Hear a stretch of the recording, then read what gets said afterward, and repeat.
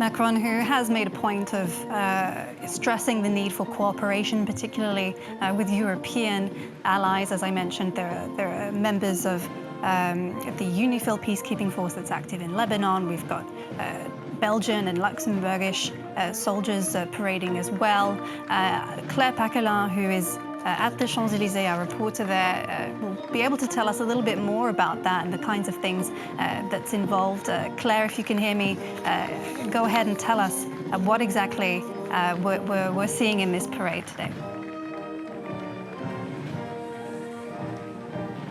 Certainly, no. I can only just about hear you, Karis, because it's extremely loud where I am standing. I'm standing towards the bottom of the Champs-Élysées Avenue, and as you can see, well, at the moment there are no troops passing, but they will be along very shortly. You should be able to see the crowds behind.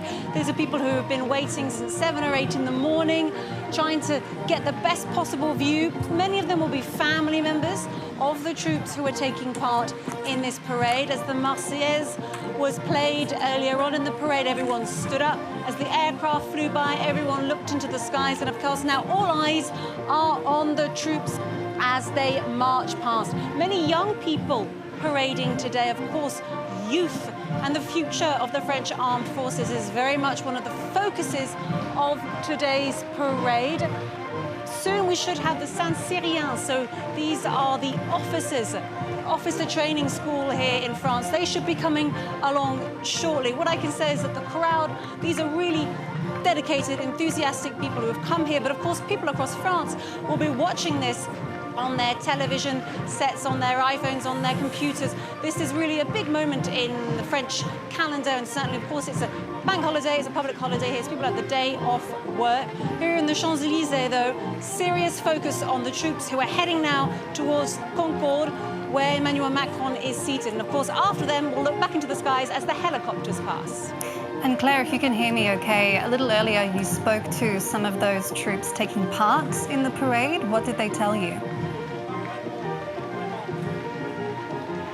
Certainly, I spoke to a Finnish border guard, a platoon leader with the Finnish border guard, who's actually been working on the ground, serving with French troops as part of the UN peacekeeping mission in Lebanon, UNIFIL. And he's actually marching, he marched past earlier on, he's marching with French forces. So these are soldiers who've worked together on the ground, helping to maintain the fragile ceasefire between Hezbollah and Israel. And now they're here marching together on the Champs-Élysées. And of course, they are very pleased to be doing that. And that Finnish officer who I spoke to said he's actually about to head back to Lebanon.